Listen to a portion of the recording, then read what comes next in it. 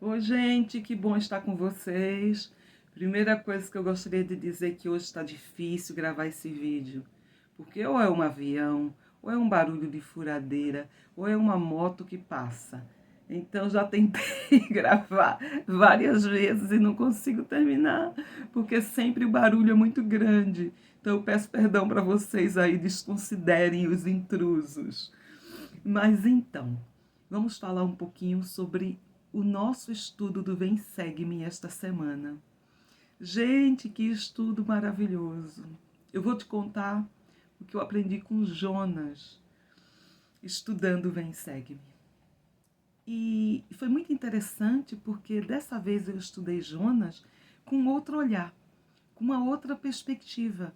Eu confesso para vocês que de uma maneira diferente das vezes que eu estudei sobre ele.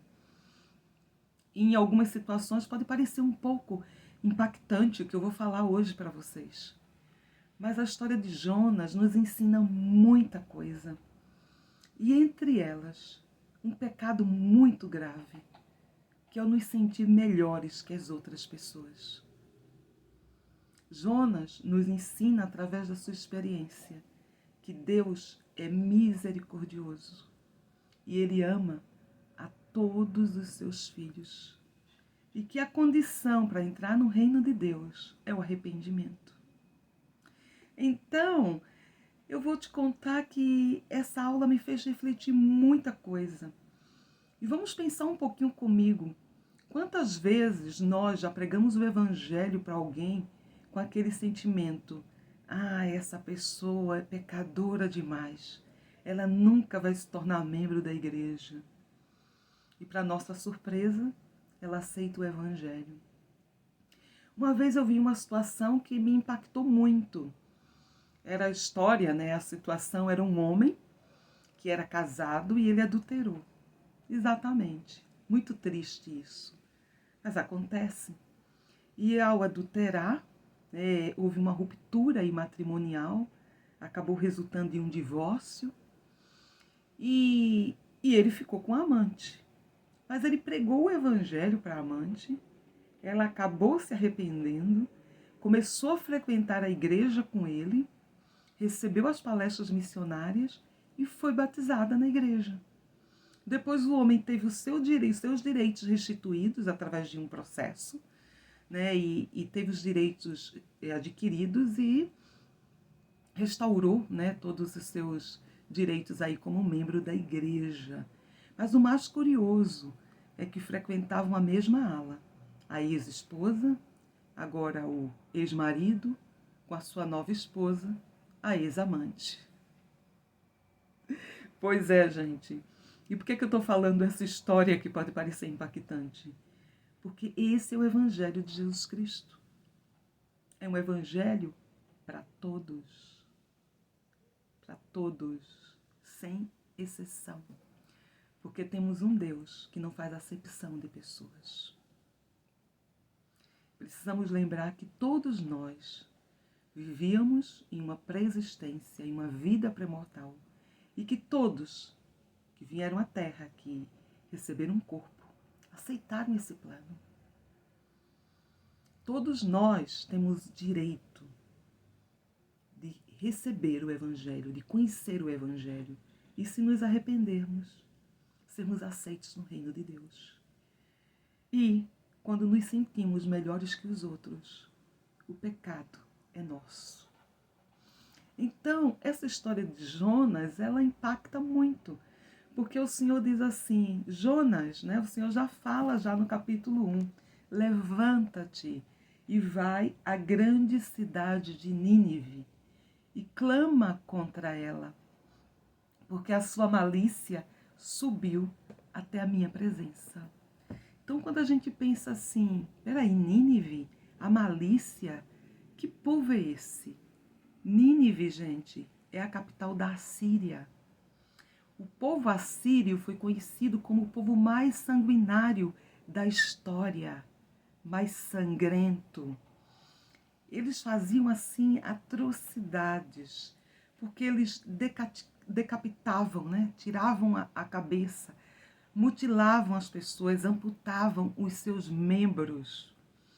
Eles faziam uma técnica que eles tiravam, né, a pele das pessoas vivas, arrancavam os olhos, ou seja, não tem nem como descrever. Dá uma olhadinha sobre as práticas do povo assírio, porque era um povo mau. Era um povo mau. Pensem nisso.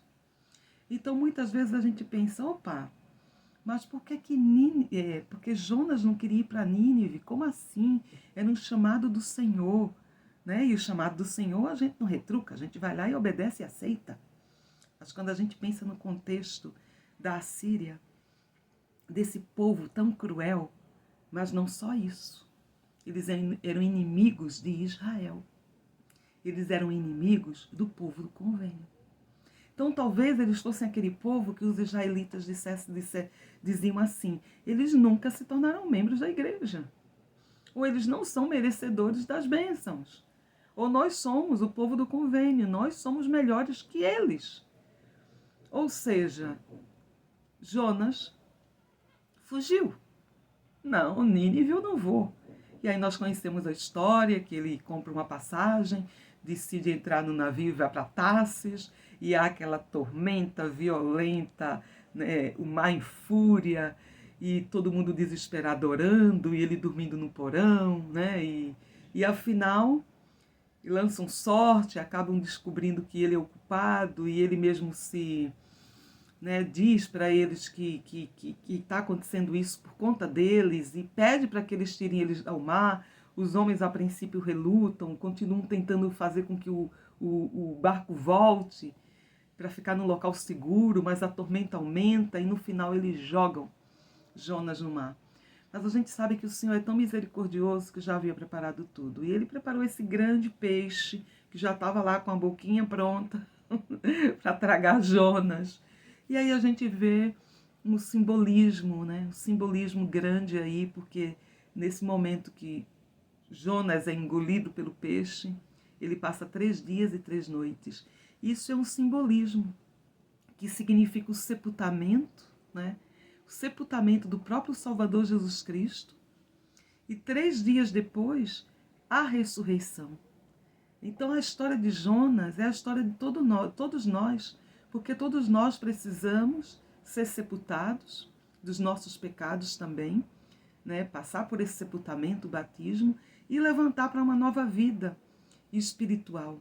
Então é um simbolismo de que somente a expiação de Cristo proporciona-nos essa oportunidade, essa vida. Somente através de Cristo podemos nos livrar, né, e vencer a morte física e a morte espiritual. Nenhum de nós seria nada sem esse evangelho, sem a expiação do Salvador, sem esse plano de salvação. E o que acontece é que Jonas, depois do 3º dia, ele é tragado em terra. E ele é poupado pelo Senhor. E nesse momento, né, o Senhor fala para ele que ele precisa ir para Nínive. E é isso que ele faz. E ele mesmo reconhece, né, que ele esteve 3 dias como morto, como sepultado. E ele vai para Nínive. E ele começa a pregar esse povo. E ele anuncia ao povo arrependimento. E ele diz para o povo que eles têm 40 dias para se arrepender. Que se em 40 dias eles não se arrependerem, Nínive seria destruída. E aí, gente, acontece o milagre, acontece o inusitado, né? Aquilo que a gente diz, não é possível. O povo se arrepende. O povo se arrepende. E se arrepende de tal maneira que até o rei se arrepende. E envia vamos dizer, uma proclamação ao povo, né, para que todos eles jejuem, para que eles obtenham o perdão dos seus pecados. Olha que coisa surpreendente. Essa experiência de Jonas nos mostra a misericórdia de Deus. Não importa quem tenha sido aquele povo antes. O arrependimento ele está disponível para todo mundo. A expiação de Jesus Cristo é acessível para todos. Mas aí, quando esse povo se arrepende, algo mais surpreendente ainda acontece. Imagina um missionário, o profeta que prega arrependimento a esse povo. Ele se indigna. Jonas fica com raiva. É como se ele dissesse assim: poxa vida, nós somos o povo do convênio, esse povo não é do convênio. Nós somos muito melhores que eles. Senhor, olha as atrocidades desse povo. Como é que esse povo se arrependeu? Olha o homem natural. Olha, às vezes a gente se sentir melhor que os outros. E foi pensando em Jonas, né? E a gente pode pensar assim: nossa, mas que história, né? É um profeta do Senhor e ficou chateado porque as pessoas se arrependeram. Mas quantas vezes nós já não vivenciamos situações talvez parecidas? E eu lembrei de quando eu era muito jovem e eu conheci a igreja com aquela sede de falar do evangelho para todo mundo. Eu tinha uma meta, todo mundo que passasse do meu lado, eu precisava falar do evangelho. E eu sempre levava na bolsa uma liarrona, um livro de Mórmon, um livro da igreja, e abria no ônibus, e a primeira pessoa que sentava do meu lado, quando olhava para o que eu estava lendo, eu já puxava assunto. Olha, você já conhece o livro de Mórmon? Ou você já ouviu falar sobre essa revista? Então, era um gancho para que eu falasse da igreja.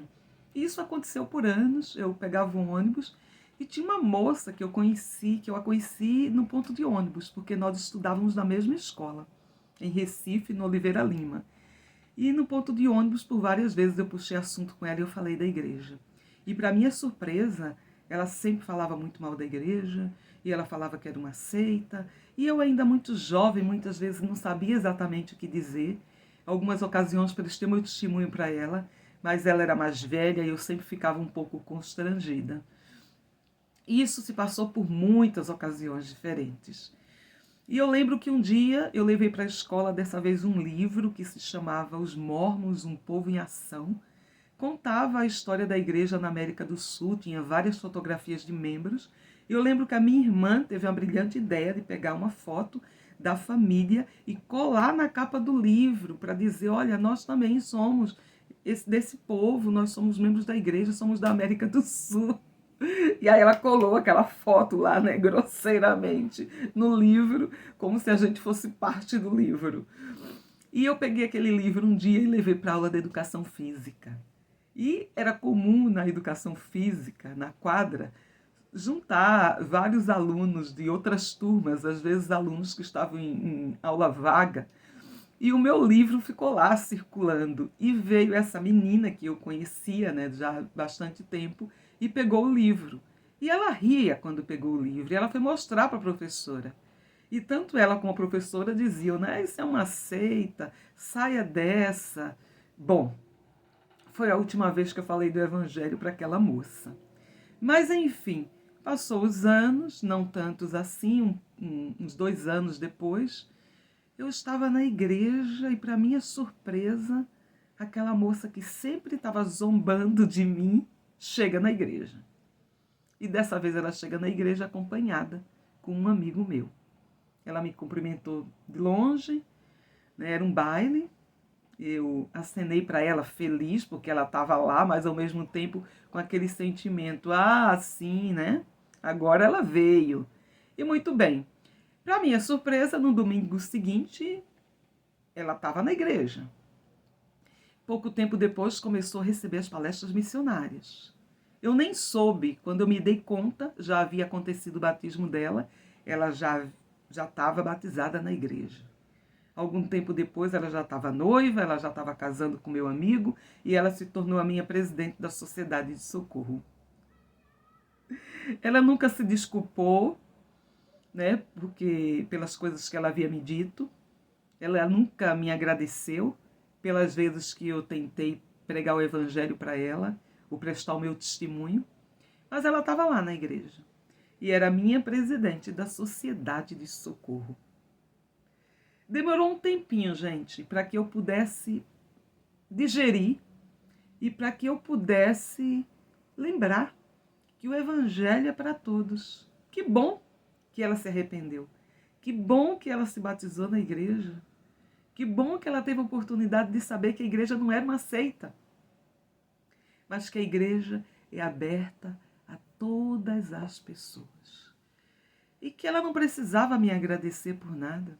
Porque quando nós falamos do Evangelho para alguém, a gente não faz mais, nada mais do que a nossa obrigação.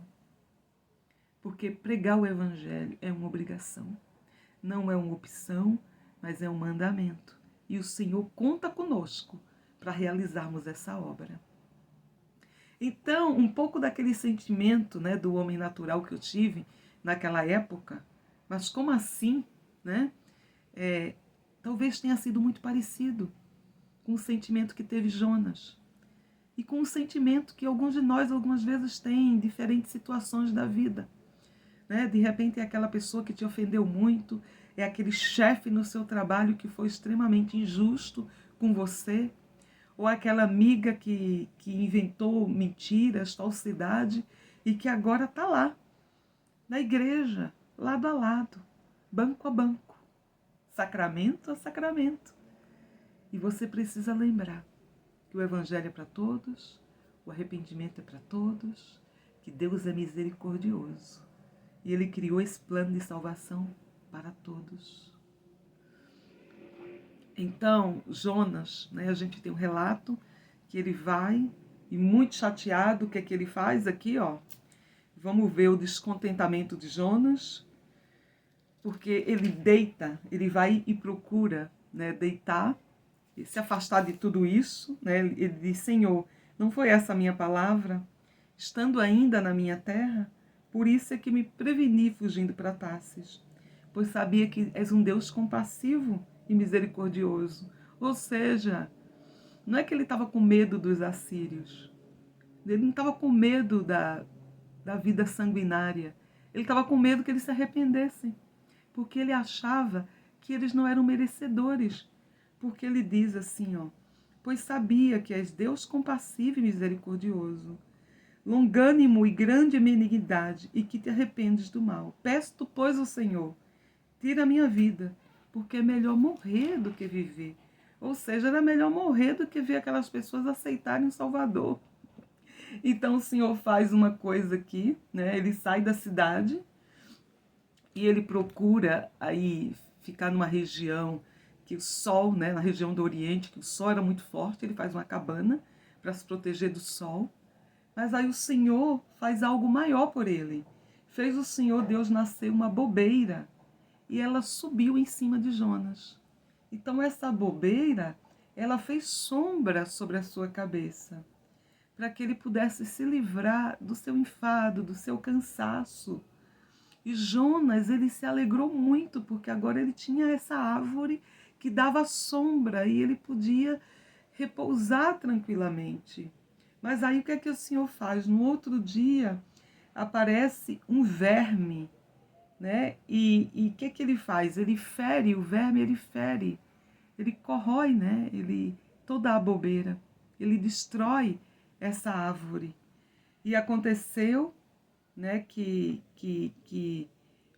quando o verme feriu a bobeira, né, a árvore, o Senhor fez, né, que o sol ferisse a cabeça de Jonas. E ele desmaiou e desejou com toda a sua alma morrer. E aí ele diz: poxa vida, a bobeira que me dava sombra, que me tirava esse mal-estar, esse cansaço, agora não está mais aqui. Ele ficou novamente triste. E aí o Senhor ensina, né? O Senhor ensina a grande lição para Jonas. O Senhor diz assim: fazes bem que assim te ires por causa da bobeira? Ou seja, ele estava indignado porque veio um verme, comeu toda a bobeira e ele ficou sem a sombra dele, desejou morrer por isso. Disse o Senhor: tiveste tu compaixão da bobeira e nem a fizeste crescer, que numa noite nasceu e numa noite pereceu.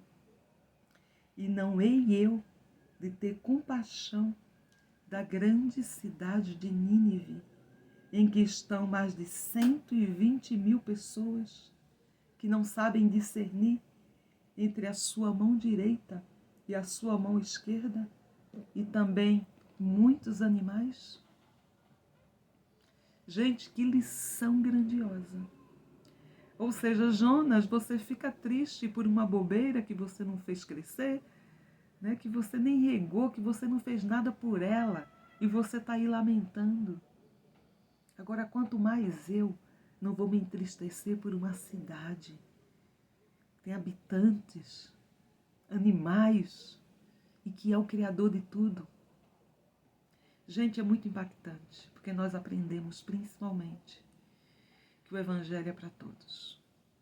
E um Evangelho de misericórdia. E nós não podemos pecar pensando que somos melhores que os outros. A grande lição é que a gente precisa se preocupar mais com nossa vida, com os nossos pecados. É procurar nos arrependermos deles. E abrir a boca, pregar o Evangelho, né? E não importa quem vai aceitar o Evangelho. O Evangelho é para todos, é essa rede que pega todos os peixes. Porque o Senhor vai dar oportunidades iguais. E cabe aos peixes, cabe às pessoas decidirem se vão servir, se vão ser fiéis, se vão seguir adiante ou não. Não cabe a nós julgá-las, não cabe a nós decidir quem merece ou não conhecer o Evangelho. Porque o Evangelho deve ser pregado em todo o mundo, para todas as pessoas. E quando talvez um inimigo, alguém que nos maltratou tanto, chegue na igreja, a gente vai ter uma disposição diferente. Vai ter aquele sentimento, que bom que você está aqui. Que bom que você voltou. Ou que bom que você aceitou. E que agora você é membro da igreja. Gente, aprendi tanta coisa com essa aula. Tanta coisa. Né? E não vai longe, né? Com Miqueias também, quando a gente vê sobre os templos, sobre esse estandarte, sobre as nações que irão e que louvarão ao Senhor. Que a gente possa também ir aos templos, que a gente possa se fortalecer e continuar, né, na luz do Evangelho, que nos ensina que todos somos pecadores, todos precisamos de arrependimento e que todos precisamos pregar o Evangelho e todos precisamos ser melhores, mudar nossas vidas como o povo de Nínive, que não era o povo do convênio do Senhor, não era o povo escolhido do Senhor, mas se arrependeu mesmo assim. Que o Senhor nos abençoe. E se você gostou desse vídeo, compartilha com um amigo. Dá um gostei aí embaixo. E boa semana para todos nós. Que o Senhor abençoe as nossas vidas. E que possamos seguir aprendendo com Vem Segue-me e com esses profetas inspiradores. Até a próxima.